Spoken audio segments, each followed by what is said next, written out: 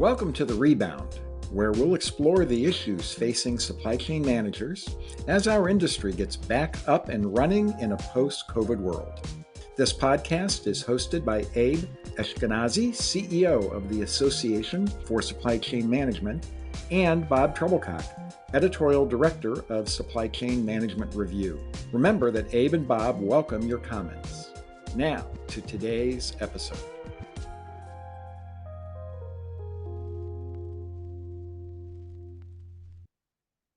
Well, hello and welcome to today's episode of The Rebound, the state of supplier diversity and so much more. I'm Bob Treblecock. And I'm Abe Eshkenazi. And joining us today is Eileen Besa. Eileen is the CEO at Supplier IO, a platform for managing your supplier diversity efforts and more recently for your ESG efforts. Eileen, welcome. Hi, Bob, Abe, great to be here. Thanks for having me. Well, we're glad to have you. So, Eileen, it's almost 20 years ago now, way back in 2006, I spent about 5 years writing for Diversity Inc. Now, the magazine's readers were chief diversity officers. And one of the areas I was asked to cover was supplier diversity. And then as the Obama administration began pushing the creation of green jobs, sustainability and corporate responsibility became part of my beat. This was a whole new world to me. I'd never heard of a CDO, supplier diversity, or the three-legged stool for that matter. But fast forward, and those subjects that seemed a little esoteric nearly 2 decades are now on the to-do list of every supply chain executive I know. And at the same time, we know two things. There are a lot of competing interests for supply chain managers' attentions, and this stuff ain't easy. So let's start with what's the state of supplier diversity today, and as well as sustainability and corporate governance. Those are just some of the things we're going to talk about. Eileen, you and I had a chance to meet here in Chicago a couple of months ago. And one of the things that fascinated me was what you were doing by taking some of the complexity out of supplier diversity. And my understanding is you're going to do that around ESG. So to kick this off, just give us that short version of what Supplier IO does. Yeah, absolutely, Bob. Supplier IO powers the most successful responsible sourcing programs globally. We work with most Fortune 1000 companies. And for over 20 years, we've helped organizations track, manage, and grow their supplier diversity program. To your point, we knew our customers have been tasked to integrate sustainability into their operations. And based on both customers and market demand, now we're also offering tools that seamlessly merge the supplier diversity with the critical pillars of ESG. So our customers can have responsible, sustainable, and as we call it, accountable sourcing. The best way and easiest way to explain this is we help organizations know who their diverse and sustainable and social suppliers are in their supply chain. So we bring visibility so they know their spend with these suppliers. We also help them grow by allowing anyone in the organization to easily search and find these certified, diverse, social, or sustainable suppliers within our database. We have the largest database in the world. It has about 4 million suppliers holding over 5 million certifications. And if they're diverse, maybe they have NMSDC or WeBank or Disability Inc. certifications. If they're social, maybe they have B Corp certification, right? If they're sustainable, perhaps they have Fair Trade or CDP rating or maybe EcoVadis certification. So essentially, we help our customers, again, find these suppliers, but also expand their program and be able to do both economic and environmental impact analysis of their supply chain. Eileen, your organization creates an annual report that provides us, tremendous information. From your research, how healthy are the diversity programs? Have we gotten beyond the checklist of diversity supplier? Yes, great question. We have been doing the State of Supplier Diversity report and research for the last 6 years, and it's been fascinating to be able to analyze the trends. In this year's report, we saw a lot to be excited about, so that's the good news. We do continue to see supplier diversity driving business value. To your point, Abe, Is it more than a checks in the box? Is it really providing business value? And 66% saying that it improves their supply chain competitiveness. And this year, we also saw 53% of the companies say it also enhances their brand image. We've also consistently seen positive support from senior leadership, including the CEOs and chief procurement officers. And this year, we also asked about business leaders from across the company and see if they're also supporting supplier diversity.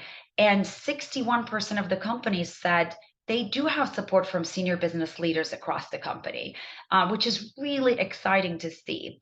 Another point that I would say, based on that research, last year we saw accountability was a challenge, with many programs lacking clearly defined goals.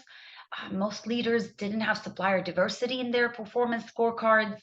But this year, we saw a big increase with 72% of programs having clearly defined goals, and about 50% include that supplier diversity in their leadership performance metrics, which is fantastic to see. Eileen, in your earlier answer, you hit on one of the things that has always kind of fascinated me about supplier diversity. And that is, in the beginning, for instance, when I was first writing about it, there really were only two certification organizations, right? Women's Business Enterprise National Council, or WBENC, and the National Minority Supplier Development Council, or NMSDC.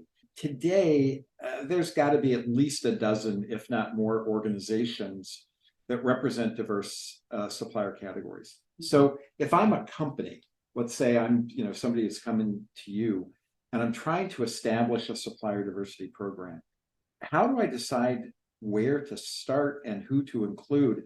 For instance, in your experience, is it being driven by customers?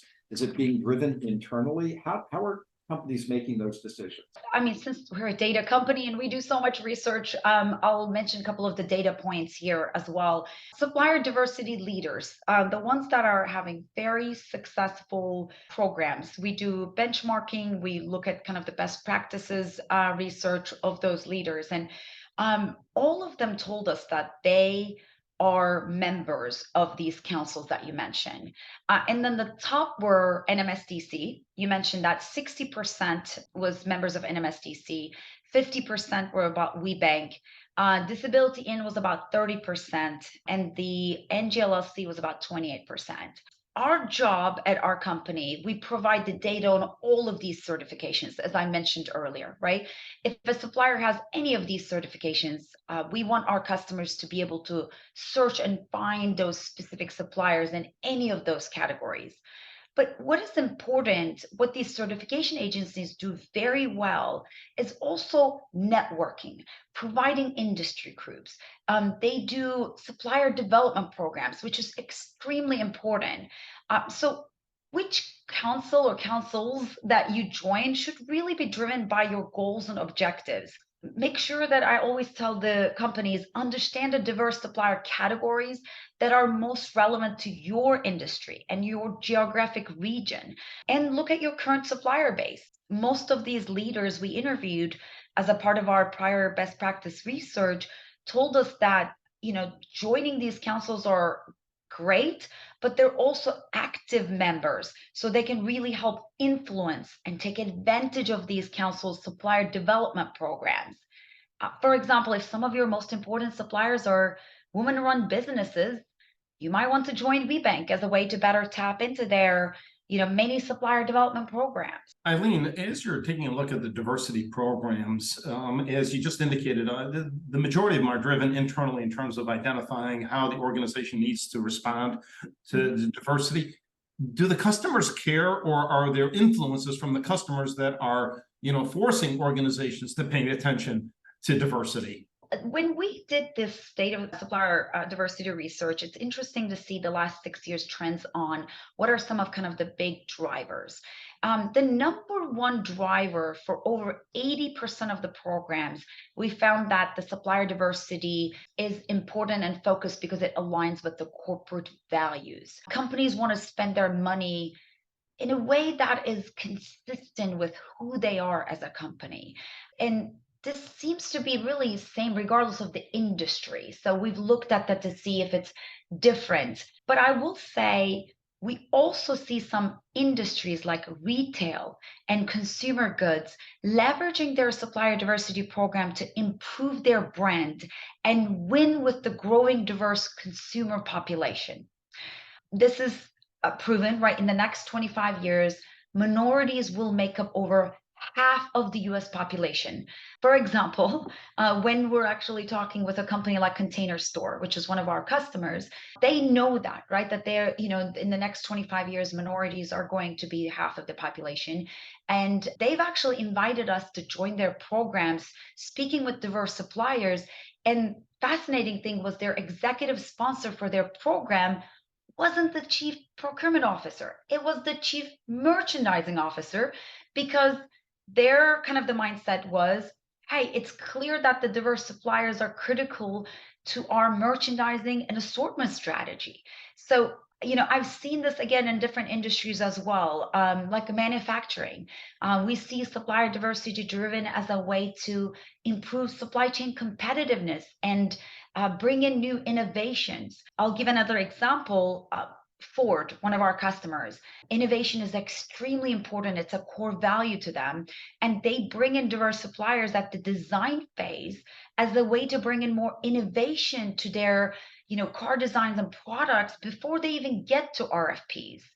So it certainly is changing in a positive way. Eileen, yeah, you mentioned two things that I'd like to try and bring together in this question. One was you were talking about in your annual report, asking about what value is it's bringing, which suggests that somebody's measuring the success of the program. And the second was supplier development, meaning, working on the success of your diverse suppliers. So how are companies measuring the success of their supplier diversity initiatives? What do they decide is important and what are they monitoring that away? And then how are they measuring the success of their diverse suppliers? The primary ways organizations measure the success of their supplier diversity programs is around spend. Spend with diverse suppliers and diverse spend as a percentage of their total spending in their supply chain. The leaders, the truly successful, these, successful supplier diversity programs that have been doing this for a long time, that have actually best practices. When we talk with them, their biggest feedback to us was they're not only measuring this at a company level, but also breaking the results down and tracking this by specific location and business unit. I'll give you an example. Unilever is one of our other customer. They've built the supplier diversity metrics right into the business unit dashboards. So business unit leaders can see how supplier diversity is performing along with very important other business metrics like shipments or cost savings or revenue. Some programs are even taking it a step further, going beyond just dollars or measuring these impact. But as an example, we work with a company like CVS Health. They do economic impact reporting to measure their success. They're not only measuring, yes, how much they spend, that's still important with diverse suppliers, but they are looking at how that spend translates into jobs, wages, taxes, and more for the communities, right? They do business with. And this is a great way to see the both human and the social impact of your program and can be much more meaningful for the organization than just dollars and cents. The other way that we talk with our customers around evaluating the diverse suppliers themselves, we always suggest, hey, regularly evaluate the performance of your diverse suppliers against key parameters, just like you would do with other suppliers, like product quality, on-time delivery. It can be also customer service, right? So again, it's about measuring internally the success, ensuring that the supplier diversity metrics are aligned with the business key success metrics, while you're doing that, ensuring that you continue to evaluate the performance of those diverse suppliers, and ensure again that you're getting those the quality product, and as I mentioned, the service and the delivery that you need to be successful. Eileen, let's shift gears a little bit. We talked a little bit about environmental, side of this. Let's dig into a little bit more on sustainability, which is apparently new for your company. This has been a top issue for a lot of organizations. They've identified it in almost every survey as a top 3 initiative. But what led you to this, this focus on sustainability? The easiest answer I can give, Abe, is the fact that our customers and the market is demanding this. We already solved for the data fragmentation issue in supplier diversity, but realize that our customers also have the same problem in ESG. They're having to go to so many sources to get data on who are their social or sustainable suppliers, just like they have been doing this for supplier diversity, which that's why they're working with us. They have a challenge on getting supply chain visibility. And they really were coming to us and say, great that we can find these diverse certified suppliers within your database, but we need to know where to find more sustainable suppliers, as well as ability to do the greenhouse emission reporting. Procurement teams know supply chain can have a huge impact on a company's environmental impact and their ability to hit their net zero goals. But to be able to do that, they need access to accurate, actionable data and easy to use tools to make that possible. So we're bringing our same centralized platform, global data, to really help them achieve their goals. And that's why we've actually started doing this and led us into this area. And the feedback we've been receiving has been so positive. So we know and feel like we're on the right track. Eileen, over the last couple of months, and including just last week, both the New York Times and the Wall Street Journal have been reporting that some companies have become less vocal about their sustainability and diversity goals. They're not, shouting it as much in press releases, and more importantly, I think, now falling behind on their goals. What are you seeing in your set of customers, and what are some of the challenges companies are facing right now around diversity and sustainability goals? Supreme Court's decision to end affirmative action in higher education back in end of June created a lot of questions for businesses. Also, uncertainty around the implication in business practices tied to diversity, including supply management. We have been talking a lot with our customers across industries, any size of companies, and we have been doing a lot of kind of education around this. Supplier diversity is not an affirmative action policy. It's a voluntary and intentional procurement practice, really designed to increase supply-based competition and value, right, to drive positive business outcomes that we discussed earlier. Unlike the use of affirmative action in higher education admissions, using diverse suppliers isn't a mandatory for companies. They choose to use them for a good reason, right? Supplier diversity represents more than increased access.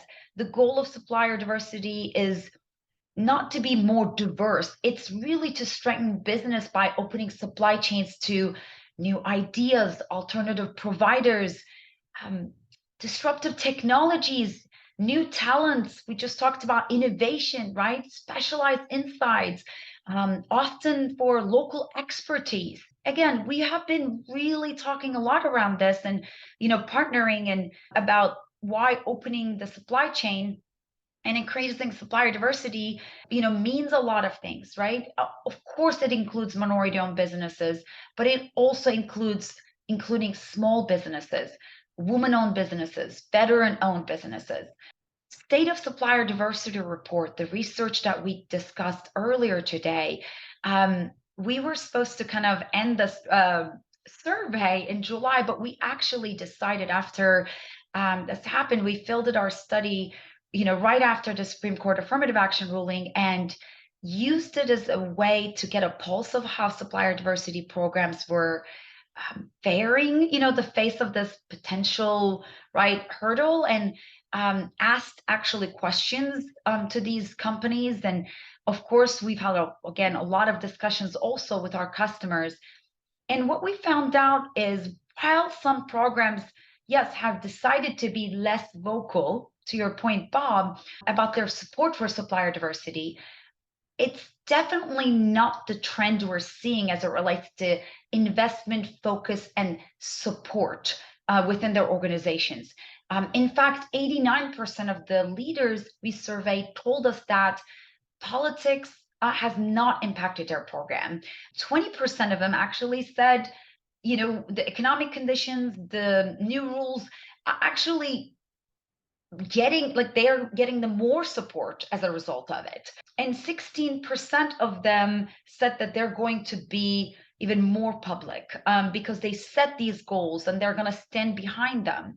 In the conversations with our customers, we're consistently hearing the same things, the similar messages. The fact that, again, supplier diversity is a business strategy that improves that supply chain competitiveness and enhanced brands and all the things we discussed. And it's not a handout nor a quota. It's just good business. And we will continue to do education about this. These kind of course, podcasts that are important as well. But the most important thing that we say is, and our customers are aligned with us on this, is the fact that supplier selection isn't a zero-sum game, right? Supplier diversity programs don't mandate that a contract must be awarded to a specific group, whether it's a small business or a veteran-owned organization. Decisions is really around awarding a contract based on which supplier provides the best value for the company, best service or the product for the company. Again, supplier diversity programs ensure procurement has options and capabilities to select from, which makes the business more competitive at the end. Eileen, last question. At our conference a couple of weeks ago at ASCM Connect, one of the questions we asked the panel of sustainability experts was about the role responsibility of not only ASCM, but supply chain professionals. They seem to have taken on every responsibility in an organization right now. Just send it to the supply chain professional. Same question to you. How do we advance and educate our members about their role and responsibility on sustainability and supplier diversity? Beyond the rhetoric, how do we get them to talk about action and impact? I really appreciate this question as well as this conversation. It's another great example of ASCM taking a leadership role in this. So really appreciate that. Over the last few years, procurement and supply chain teams really shifted their role to more strategic to the business and as a competitive differentiation. We're all learning to shift from only focusing on cost to focusing more on value to the company. Hackett Group, one of the analysts, did a research, and the recent CPO survey looked at how CPOs, the chief procurement officers, are being measured. And on the scorecard, it was fantastic to see that, yes, of course, the costs and savings are number one and number two. No surprise there. But number three was supplier diversity. So clearly, this is an important topic and one that we need to continue to discuss. And for us, that means providing data-driven insights and best practices to help leaders make informed decisions that improve their programs. Education and training is very important. I mentioned earlier that we do this and do a lot of research and a lot of education, a lot of, kind of talking. And we try to share real-world examples of organizations that have successfully integrated sustainability and diversity in their supply chains, showcasing the benefits and the processes involved. These podcasts, webinars are so important as well. We need to be able to discuss the latest trends and challenges and even opportunities, right, in sustainability and supplier diversity. We at Supplier IO, yes, providing solutions.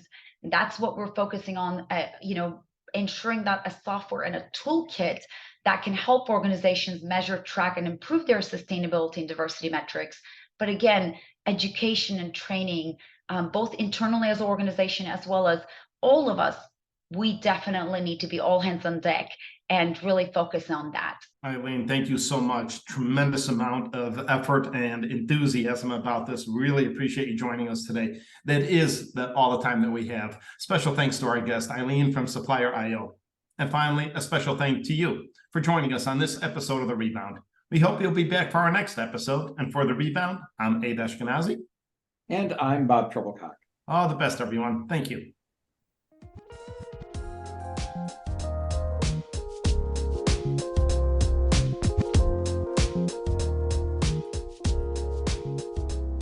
The Rebound is a joint production of the Association for Supply Chain Management and Supply Chain Management Review. For more information, be sure to visit ascm.org and scmr.com. We hope you'll join us again.